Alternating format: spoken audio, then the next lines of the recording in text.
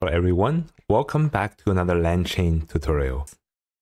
Today we'll talk about how to work around with the context length or the token limit with ChatGPT API. Currently, the GPT 3.5 Turbo model has a limit of 4,096 tokens per API call. If you try to send data over that size, you get this error message. And let's first understand how to count the number of tokens. For a language model, a token is basically a unit of text. It can be as short as one character or as long as a whole word, or even longer in some cases.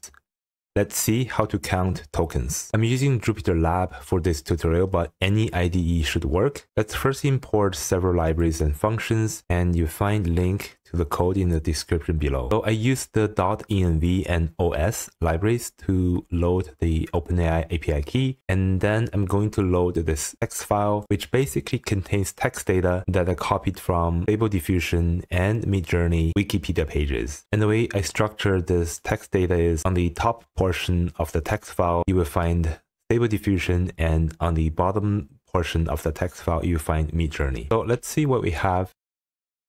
Essentially, this is just a big string, which is about 25,000 characters long. If you want to know how many tokens this big string contains, one way is to use the OpenAI tokenizer website, and we just copy and paste this text file into here. So that says 5,379 tokens. We can also count the tokens programmatically by using the tick token Python library. We specify the model name here, which is the GPT 3.5 Turbo, and then we encode this string. The result is a list of numeric values, and now we just need to count how many values there are, and that will tell us the number of tokens. So here we got 5,260. It's about on par with the numbers that we got from the tokenizer website. If we attempt to send this big string to ChatGPT API, then we will get this error message. So how do we work around with the token limit? And the underlying concept is rather simple. We just chop up the big text data into smaller pieces and then feed to the language model separately. The Langchain library makes that process super easy. Let's first talk about how to split the text. We're going to split the text using the recursive character text splitter function. This chunk size, this is the length of the characters. And because we don't want the chunks to overlap each other, so we set it to 0. Now the docs variable becomes 7 smaller documents, with each document approximately 4,000 characters long. Now let's talk about the different types of chains that the Langchain library provides. So there are 4 basic types of chains, and let's go through all of them. The first type of chain is called the stuff chain. As the name suggests, it basically stuffs all the text data into a single prompt and makes a single API call. We have access to all the data at once, but it cannot exceed the token limit. I'm going to run this with only the first 2 documents, because if I send over the whole document, it will give me an error message. This is the summary for the first 2 documents. Now, the second type of chain is called map reduce chain. I'm going to use the summarize chain here as an example. So the map reduce method will make separate API calls for each prompt or each document. It will first summarize each document. In our example, this will make 7 API calls and get 7 summaries, 1 for each document. Then it will run another API call to combine all 7 outputs. We're going to look at the model output. Here it says map reduce document chain, and there are the 7 API calls, with prompts being the content inside each document. And at the end, we have these 7 paragraphs of summaries.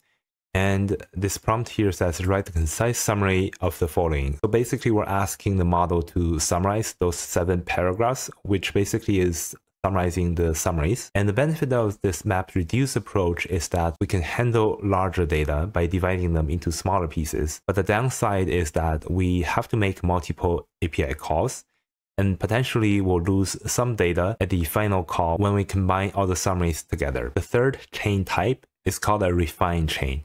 This is similar to the MapReduce chain, where it has to make multiple API calls for each of the documents, and then we get the summary of a document. This is similar to the MapReduce chain, where it will make multiple API calls, but the difference is that it has to run each document by sequence. As we get the summary of a previous document, it will then combine that to the next document.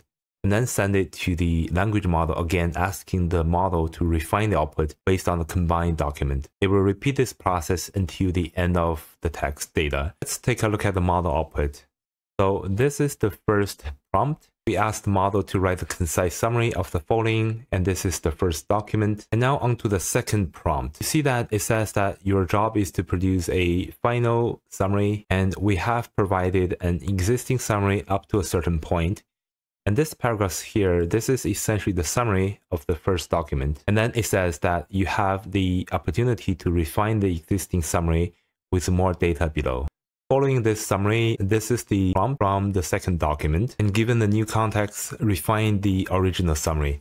So essentially, it will repeat this process again and again until the end of the text file. As you see, the benefit of this approach is also that we can handle larger data, but because it depends on the output from the previous call before proceeding to the next, this type of chain will perform slower than the map reduce chain. The fourth type of chain is called the map rerank chain. It doesn't make too much sense to use this map rerank for summarization purposes, so I'm going to use a question and answer chain to demonstrate how this works. I'm going to load the question answer chain and create my map rerank chain right here. Similar to the map reduce and refine method, the map rerank chain also makes an initial API call for each of the document. This time, it will not only try to complete the task, but also calculates a score for how certain it is with the answers. And the response will then ranked according to the scores. The answer with the high score will be returned.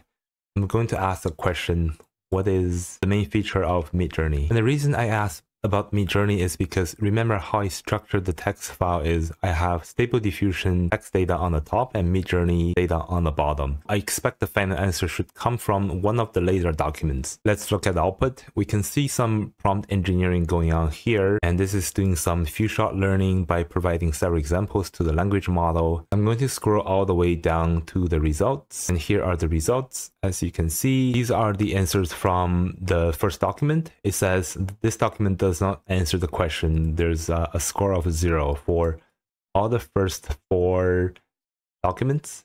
Starting from the 5th document, then we get some kind of score here, a 90. This is our final answer. Midjourney is an artificial intelligence program and service that generates images from natural language descriptions, which is correct. Okay, so that's how you work around with the ChatGPT token limit using the Langchain library. And we also talk about the 4 different types of chains. Thanks for watching, and I'll see you in the next one.